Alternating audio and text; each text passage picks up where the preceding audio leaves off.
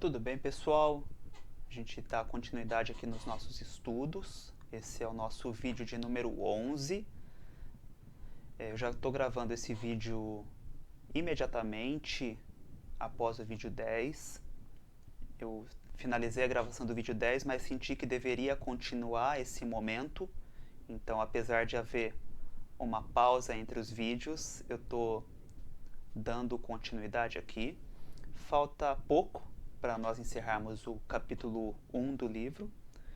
E aí sim, no próximo encontro, nós já estaremos mergulhando nas próximas temáticas do livro.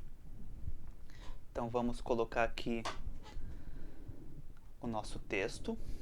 A gente terminou o capítulo anterior falando, aliás, o vídeo anterior, perdão, falando da nossa atitude de não fazer comentários desrespeitosos com os espíritos quando acontece ali de ter a comunicação e em seguida ao espírito voltar, estar ali no ambiente espiritual, os encarnados ficarem comentando e fazendo críticas, enfim, qualquer coisa que desrespeite o espírito. O quanto isso pode ser não, o quanto isso é nocivo, prejudicial. Então é a partir desse raciocínio que a gente segue no estudo. Existem mais 2 pontos que foram pinçados que a gente vai trazer. Então, vamos lá. É preciso, porém, observar que o trabalho dos componentes de um grupo mediúnico não termina com o encerramento da sessão. Mesmo durante o espaço de tempo que vai de uma reunião à próxima, de certa forma todos estão envolvidos nas tarefas. Inúmeras vezes, os espíritos em tratamento nos dizem claramente que nos seguiram em nossa atividade normal.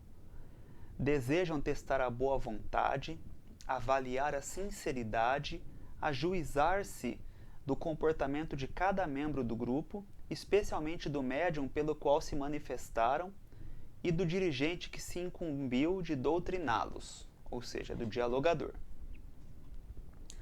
É preciso que se tenha o cuidado para não pregar uma coisa e fazer outra inteiramente diversa. Isso nós já comentamos antes, de que os espíritos nos acompanham, nos observam. E isso pode ser para tentar validar, para ver se o que a gente disse corresponde com o que a gente é, e pode ser para esperar a primeira chance de nos derrubar. Mas que eles nos acompanham, acompanham.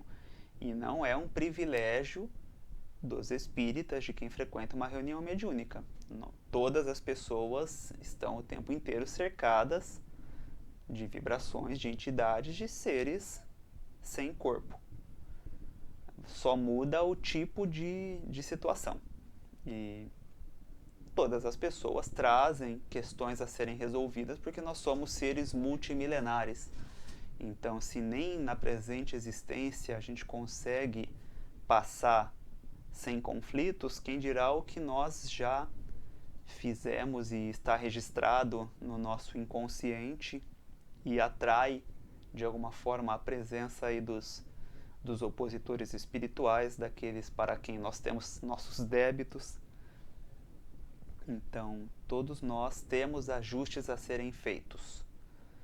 A única coisa, o que muda é que quando a gente está em um grupo espírita, a gente está dedicado numa obra de renovação, esse processo eventualmente só acelera. Ele acontece de maneira mais rápida e a gente tem que olhar isso como uma bênção, uma possibilidade de quanto antes acertar a consciência e se acertar perante a lei cósmica e perante a lei kármica. Então, não é um olhar de pânico, mas é um olhar de oportunidade. Quanto mais eles nos observam, mais a gente se vigia para tentar se melhorar.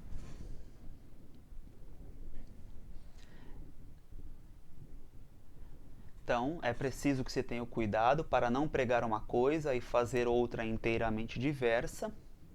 Por outro lado, aqueles companheiros particularmente enfurecidos tentarão, no desespero inconsciente em que se acham, envolver-nos com seus artifícios.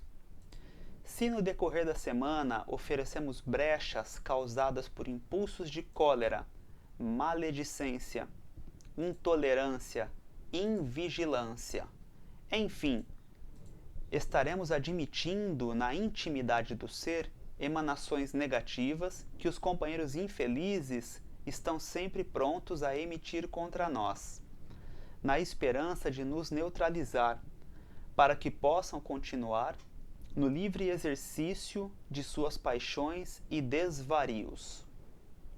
Todo cuidado é pouco. Nos momentos em que sentirmos que vamos fraquejar, recomenda-se uma parada para pensar e uma pequena prece, qualquer que seja o local onde nos encontremos. Aqui, um breve recorte. Qualquer local onde nos encontremos, é cabível uma pausa e uma oração. Esses são nossos principais recursos de defesa. Quando a gente está passando por esse processo mais incisivo de um ataque, de uma perseguição, a oração é o nosso escudo, é a nossa proteção, é a nossa fonte de renovação.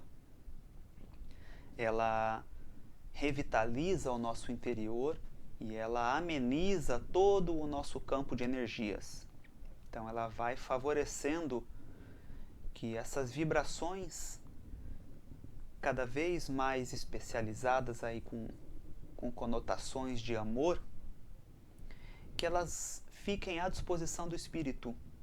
E da mesma forma que nós temos as nossas brechas negativas, entre aspas, as nossas fraquezas no campo dos ciúmes, da inveja, da ira, da revolta, os espíritos que nos acompanham também têm as suas brechas no campo do amor, porque todo ser foi feito para amar. A gente só não aprendeu ainda, a gente só não encontrou o caminho, não encontrou a forma, mas na essência todos os seres têm essa recepção, essa possibilidade de recepção do amor. Então as nossas vibrações, as nossas orações sinceras, pedindo que o reajuste comece em nós, que a modificação, que a reforma comece em nós e se espalhe ao nosso redor, isso dá muitos recursos para acessar as brechas do espírito, que é a brecha do amor. E tem uma situação interessante que quando nós vamos conseguindo de alguma forma tocar esses espíritos com essas nossas vibrações que a gente vai aprendendo, com esse amor que nós vamos desenvolvendo, os amigos espirituais desses obsessores, vou chamar assim só para ficar fácil, tá? Obsessor. Os amigos espirituais, os familiares desses espíritos que querem o bem dele, que querem auxiliar, na primeira oportunidade em que vibrar ali no perispírito da entidade, vibrar no corpo espiritual essas notas do amor, a família espiritual tem condições de se acercar mais e impulsionar e fazer o processo crescer. Então é muito importante nas nossas orações a gente rogar também pelos vínculos, pelos familiares desses espíritos que nos cercam e pedir para entrar em sintonia com o amor deles e tentar construir laços que possa haver uma relação de parceria também nesse recurso, nesse concurso aí de socorro dos espíritos. Então a gente tem que ampliar a nossa consciência sobre os vínculos espirituais, sobre como a coisa acontece do outro lado. Porque para que um espírito chegue na reunião mediúnica, em geral, muito trabalho foi feito, houve muito impulso, muita condução para que ele chegasse até ali. E isso no contato ali na reunião mediúnica, muita coisa pode ser feita e os familiares espirituais estão só esperando a chance de mexer um pouquinho dentro para eles conseguirem continuar o trabalho de acolhimento do outro lado. Então a gente tem que já antecipar, já ter consciência desse processo e pedir forças, que a gente possa aprender, sabe? Se nós pudermos ser inspirados aí por boas ideias para redimir nossas relações, que seja, que aconteça. Nós vamos aprendendo juntos, porque nós temos a nossa parcela de responsabilidade. Pode não ser diretamente com o espírito que está ali nos perseguindo, que está tentando nos derrubar, mas nós temos uma parcela de responsabilidade perante a lei cósmica, a lei kármica, perante a nossa consciência. No mais profundo de nós, a gente sabe, em algum grau, tem ali todos os registros que permitem que esse tipo de assédio aconteça. Então a finalidade de tudo é o expurgo interior, é o aprendizado, é a evolução.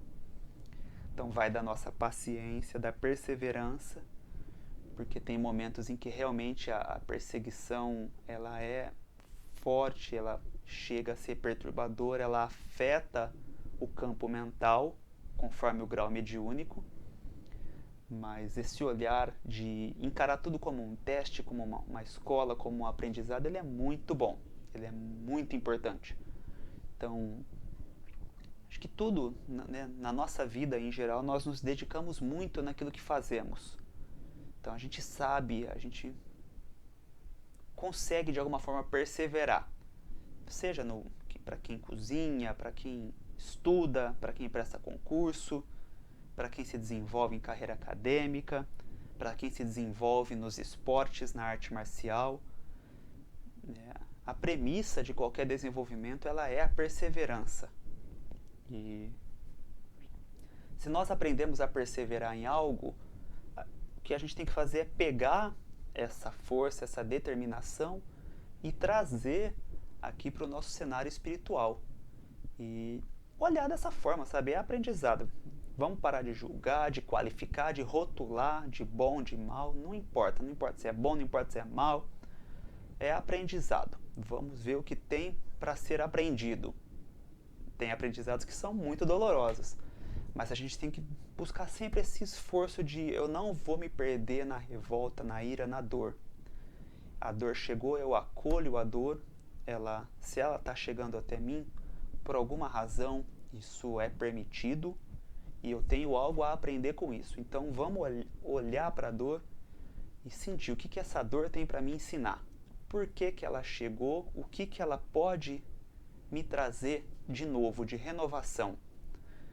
Pode ser uma renovação só dentro de nós, e já é, muita coisa é tudo, mas às vezes também é para promover uma renovação nas nossas relações, nas nossas atividades, para saber aquilo que tem que ser ceifado do nosso momento, da nossa vida, porque às vezes a gente tem que virar a chave, tem que mudar algum processo, e é um processo novo, é algo, a gente tem que ir para o novo. Então, se a gente não consegue, por conta própria, pelo caminho do bem e do amor, encontrar o melhor, por vezes a dor vai chegar como uma forma de nos direcionar, apesar do sofrimento, mas nos colocar em condições de tentar enxergar aquilo que é necessário.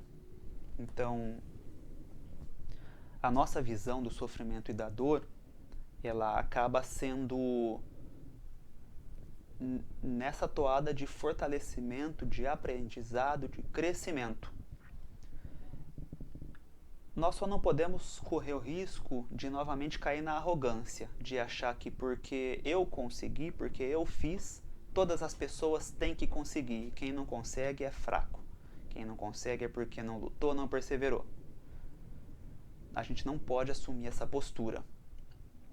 É claro que a gente tem que estimular, tem que desejar, tem que querer que todo mundo consiga sair do sofrimento, da perturbação. Só que nem todo mundo vai conseguir.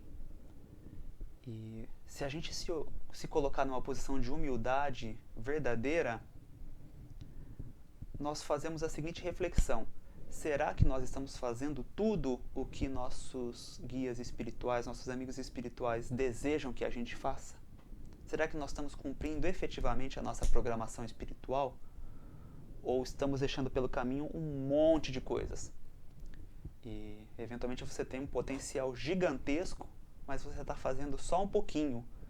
É que de tão grande o seu potencial, para as outras pessoas é muito. Mas para você, para o que você pode fazer, é pouco. É pouco, está devendo. Só que aí, como a nossa régua são os nossos iguais, a gente se acha superior, a gente acha que fez muito, mas não fez. Se a gente conseguiu bastante coisa, vamos olhar e falar, nossa, o que mais está à disposição para eu aprender? Aonde que eu preciso desconstruir e renovar? É tudo aprendizado.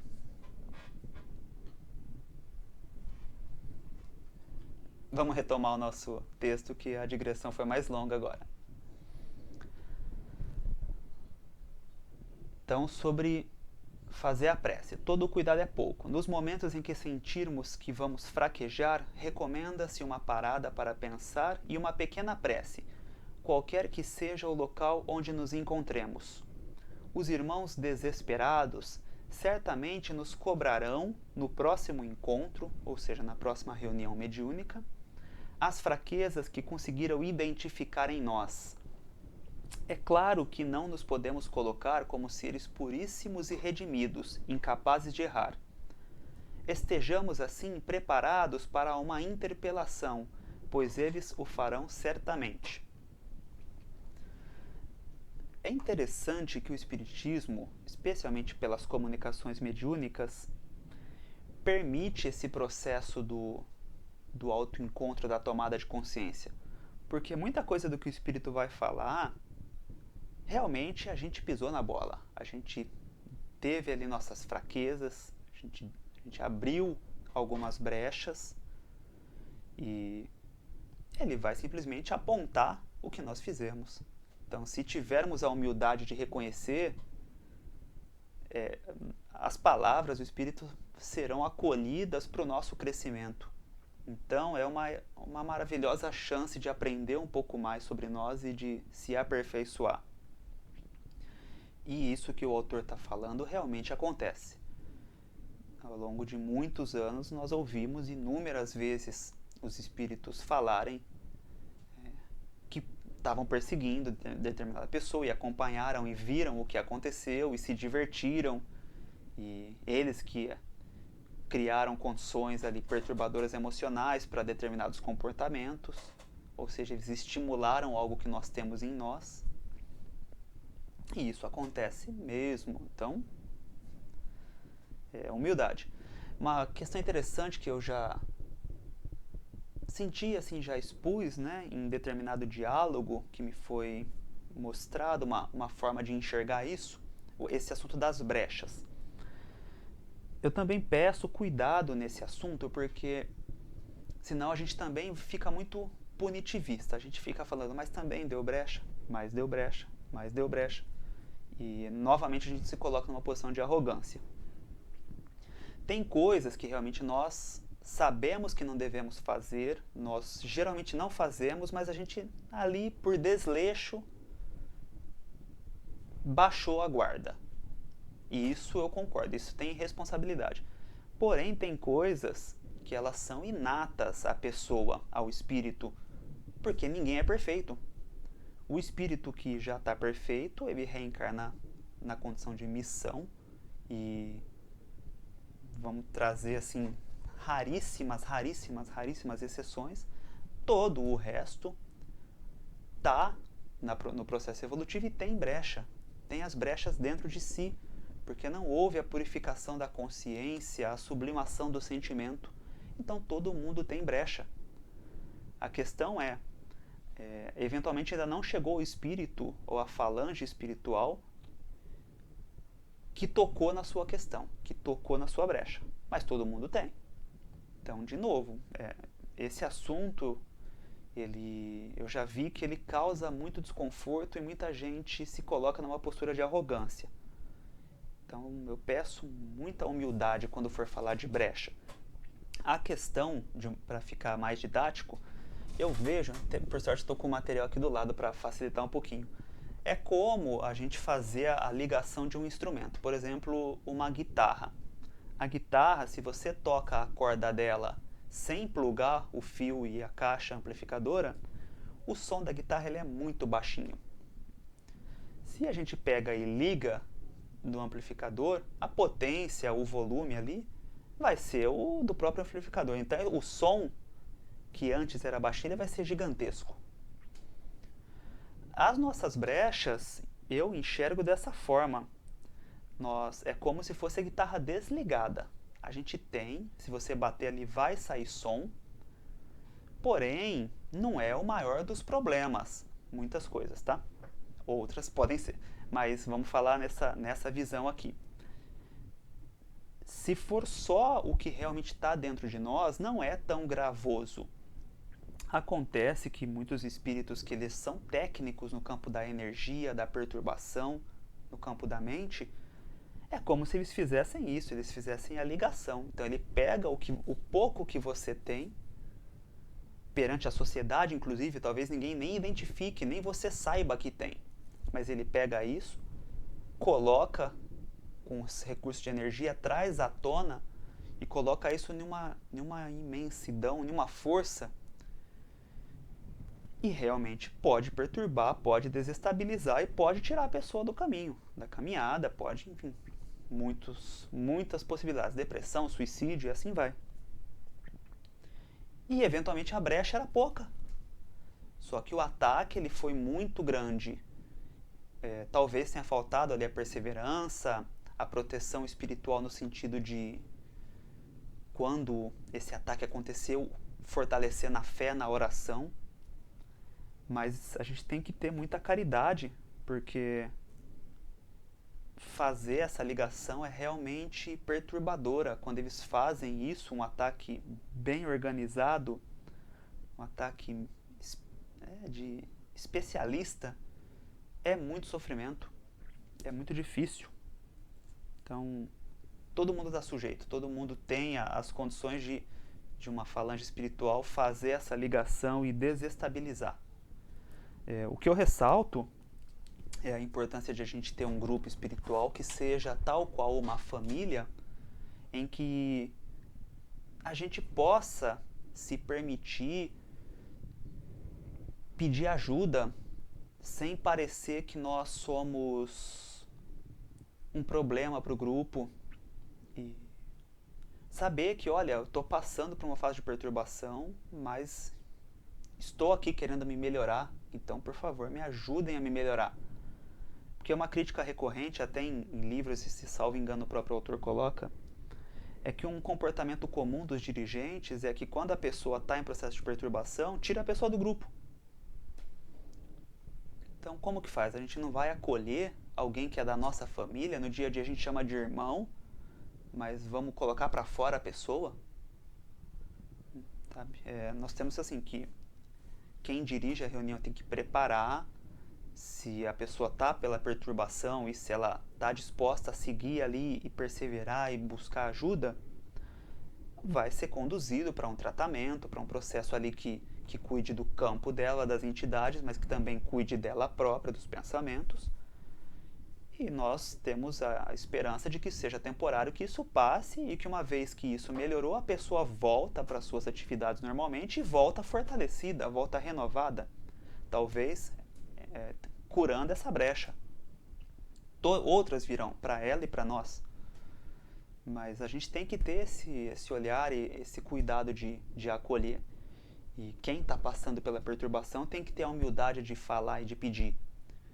E também aqui vai o cuidado de nós não termos a postura arrogante de esperar a coisa ficar impossível para pedir ajuda. Porque tem coisas que no começo a brecha a gente não percebe, talvez não sinta. Mas, aos poucos a gente começa, o corpo físico já começa a dar sinais. Nossa, dificuldade de respirar, estou tendo tontura, enfim. Sintomas que vão se acentuando, mas a gente fala, não, deve ser porque tal coisa, não, deve ser porque tal coisa. E a gente vai colocando o nosso olhar só aqui no físico e mascarando, fingindo que a gente não está passando por um processo de obsessão. Porque é difícil, não, o que vão pensar no centro? Ou, nossa, não, eu dei brecha. E a gente espera a coisa ficar impossível. A hora que a pessoa está no buraco, daí ela fala, nossa, preciso de ajuda. Quando fala, se é que fala. Então a gente não pode deixar isso acontecer. são dois extremos. Tem o extremo da pessoa que ela não consegue ficar sem tratamento, que o passe ali vira uma muleta, ou o passe ou a desobsessão vira uma muleta, e tem a pessoa que está no outro extremo de que acha que não precisa. Não preciso, não preciso, não preciso. Então a gente tem que saber equalizar, sabe? Nós vamos ter momentos de baixa, em que vai ser necessário um aporte, um cuidado, mas nós vamos ter momento de expansão, em que não, nesse momento realmente eu dispenso, nesse momento estou para oferecer. E é como a respiração, o grupo espírita, as pessoas, é como o processo de respiração. Uma pessoa expande, cresce, outra está ali na contração, está na depuração, né? Como se fosse torcer o pano, aí começa a sair a sujeira. E assim vai, sabe? A coisa acontece em conjunto. Então, vamos ver se nós não estamos em um dos extremos, se a gente não está na dependência psicológica da desobsessão e do passe, ou se nós não estamos no outro ponto da arrogância, de achar que a gente não precisa de ajuda, de que nós damos conta de tudo. Mais uma longa digressão. Eram só 2 pontos para comentar no texto, mas está ficando longo. Então, o último comentário aqui que vai encerrar o capítulo 1. Trata sobre a continuidade dos trabalhos e a assiduidade dos médiuns. Os mentores espirituais escolhem para cada manifestante, ou seja, para cada espírito, o médium que lhe seja mais indicado pelas características da mediunidade ou pela natureza do trabalho a ser realizado. Feita essa ligação, o espírito, ao voltar nas vezes subsequentes, ou seja, em próximas reuniões, caso este seja o cenário do espírito retornar, ele virá usualmente pelo mesmo médium. Realmente a gente observa essa ocorrência. E, geralmente é o mesmo médium que dá continuidade ali ao que estava acontecendo. Se o médium falta, o trabalho junto ao sofredor, ao espírito que está em tratamento, que está ali no processo de acolhimento, o trabalho fica como que em expectativa, suspenso, aguardando a próxima oportunidade. Isso aqui nem sempre, não necessariamente. Eventualmente, dada a importância do atendimento, o plano espiritual vai fazer o que for possível ali para criar condições. A gente não dá para dizer que vai acontecer sempre, mas eventualmente é feito algum trabalho para, nem que seja no campo das vibrações da reunião, ainda que não tenha manifestação, mas de alguma forma para que o trabalho não se perca, para que não seja uma chance perdida. Assim, a não ser por motivos muito fortes e justificados, a assiduidade dos médiuns e a continuidade do trabalho são vitais ao seu bom rendimento.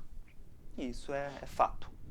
Ali a coisa, quanto mais organizada, mais fácil se programar. Então é questão de gestão do outro lado. Eu sinto que eu preciso só fazer uma analogia aqui sobre essa ligação improvisada que o plano espiritual pode fazer para uma comunicação. Aqui a gente chama isso de gambiarra. Funciona, mas não é o melhor. Às vezes não está observando a melhor técnica. Porém, devido à urgência, adota ali a gambiarra, faz o que precisa fazer, porque o bem que pode acontecer ele é superior a eventuais riscos de se proceder daquela forma. Mas é sempre calculado, são riscos calculados. E eventualmente assim, nós encarnados, ali, participantes médiuns, a gente é convidado a opinar se tem interesse em participar disso ou não. Porque tem a nossa parcela de contribuição e de aceitação ou não de determinadas situações. Então, como eu acho importante aqui uma pontuação. Eu sempre estou comentando aqui que a gente está ali para receber a espiritualidade. E isso é fato, a gente está como um canal de contribuição, de que a coisa venha do lado de lá. Porém, nesses casos de improviso, E isso fica evidente quando está dirigindo o trabalho. Quando se trata de uma gambiarra, vou chamar assim, tá? Para a gente se descontrair um pouquinho, eu sinto que nos é dada a possibilidade, a chance, e isso é justo, que a gente recuse participar disso ou que nós coloquemos certos limites ou condições. E isso porque eventualmente pode ser feito algum procedimento que vai desestabilizar o médium às vezes não está muito pronto, ou a gente não está pronto para lidar com o que pode acontecer com o médium, a gente, eu digo dirigente, tá? Então, em última instância, o plano espiritual sabe dos limites, mas eventualmente nós não sabemos como administrar aquela eventual ocorrência que está na parcela do risco. Então, se quem está dirigindo o trabalho sentir a insegurança, sentir que aquilo pode se tornar perigoso, se tornar complicado, para ele próprio cuidar depois, daí eu sinto a autoridade que nós temos de não participar dessa gambiarra. Olha, desculpa, o plano espiritual me perdoe, não tenho a confiança de que vou conseguir dar conta disso, tá? Talvez em uma próxima situação vou tentar me preparar, mas eventualmente, hoje, excepcionalmente, acho que não vou dar conta. Então, por favor, tenham piedade aqui desse ser imperfeito, e o espírito que está precisando desse atendimento, desse acolhimento também perdoa minha fraqueza, minha incapacidade de administrar essa situação. Queria que o médium ou a médium tivesse aqui na reunião, mas não está. Então, o que nós pudermos oferecer de vibração, de oração, a gente oferece. A gente só não consegue criar essa situação mediúnica, esse improviso que vai colocar em risco o grupo e eventualmente o próprio espírito, que pode passar por situações perturbadoras junto a outro médium. Então, o que um dos cenários que a gente pode encontrar no dia a dia de uma reunião mediúnica. Vamos lá, gente. Capítulo 1, que trata sobre o grupo, está encerrado. Terminamos então os principais apontamentos. Para finalizar esse vídeo, eu destaquei aqui, vou colocar na tela, mas para vocês provavelmente vai ficar pequenininho. Eu tinha deixado um print ou uma cópia de tela de uma publicação que eu vi e que eu achei que é muito pertinente ao nosso estudo do diálogo com as sombras. Eu vou fazer a leitura, especialmente porque está em letras menores e talvez em celular não dê para ler. Ou se a pessoa, se você estiver apenas me ouvindo, também não vai ter contato. Então, é uma citação de um texto de Rubem Alves. Vamos lá, abre aspas. O ato de ouvir exige humildade de quem ouve. E a humildade está nisso. Saber, não com a cabeça, mas com o coração, que é possível que o outro veja mundos que nós não vemos. Mas isso, admitir que o outro vê coisas que nós não vemos, implica reconhecer que somos meio cegos. Vemos pouco, vemos torto, vemos errado. Fecha aspas. É muito forte, muita coisa para processar. Acho que cabe aqui ou voltar aqui a gravação, voltar o vídeo, ouvir de novo, ou vamos pinçar alguns pontos aqui para ir digerindo. Mas o ponto central é: nós não temos a visão plena. Isso porque nós não nos purificamos, a gente não atingiu o estado de espírito puro, ou o que os orientais vão chamar de iluminação. Então, uma vez que não estamos inteiramente iluminados, ainda temos frações de sombra dentro de nós. E a psicologia vai trazer várias denominações ali, especialmente a projeção, a compensação. Então, são certas deficiências de campo psicológico que nos fazem distorcer a realidade. Então, nós não enxergamos aquilo que é, de fato. A gente não enxerga uma situação e a gente não enxerga uma pessoa. E o mesmo vale no nosso contato com os espíritos. Por isso que, batendo na tecla, dialogar com as sombras é dialogar com as nossas sombras. Quem sabe a gente, melhorando um pouco, a gente veja menos torto, veja um pouco mais e deixe de ver a coisa tão errada. Se isso começar a acontecer, eu tenho certeza que o espírito que chega para a comunicação, ele vai estar muito mais aberto e receptivo para te ouvir. Se você sabe ouvir, a chance do espírito te ouvir é muito maior. Então, é muita coisa para a gente absorver a partir desta fala. Eu vou ler de novo e aí a gente termina este nosso estudo. O ato de ouvir exige humildade de quem ouve. A humildade está nisso, saber não com a cabeça, mas com o coração. Ou seja, todo sentimento. A gente tem que saber e sentir que é possível que o outro veja mundos que nós não vemos.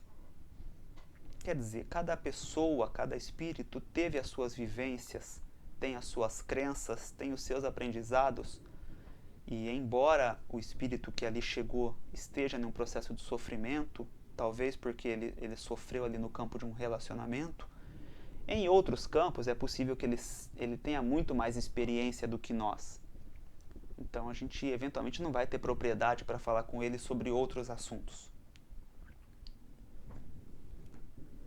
Mas isso, admitir que o outro vê coisas que nós não vemos, implica reconhecer que somos meio cegos. Vemos pouco, vemos torto, vemos errado. Então, essas são as fortes palavras com as quais a gente encerra o vídeo de hoje, o capítulo 1 do estudo do livro Diálogo com as Sombras, capítulo que trata sobre o grupo. E os próximos vídeos já vão começar a destrinchar de maneira mais metódica os participantes, tanto encarnados quanto desencarnados, da reunião mediúnica. Então, se esse vídeo te agradou, de alguma forma, se você sentiu que ele te fez bem e que pode fazer bem a outras pessoas, peço a sua contribuição no sentido de tornar essa mensagem mais visível, mais acessível, que aí são os meios que o canal YouTube dá aí que eu curtir, o compartilhar, enfim. E existe da minha parte a intenção de dar continuidade nos estudos, tal como a gente vem fazendo. Então, até hoje eu não falei, mas existe o recurso da inscrição no canal e de ativar o sininho. Tem um símbolo aqui no YouTube. E ativando esse sino, o YouTube notifica sempre que um novo vídeo for para o ar. Então, é uma forma de a gente ir acompanhando. Geralmente os vídeos são liberados às quintas, mas nem sempre eu consigo gravar. Eventualmente eu tenho que priorizar, tenho que resolver outras situações que infelizmente impedem a gravação. Mas estamos perseverando na atividade. Ainda estamos aprendendo como fazer isso. E está sendo muito gostoso. E eu espero que para quem está acompanhando também esteja sendo bom esse momento, apesar das minhas deficiências de vários âmbitos. Mas agradeço a companhia em mais esse vídeo, que a gente se encontre no nosso próximo estudo. Um grande abraço.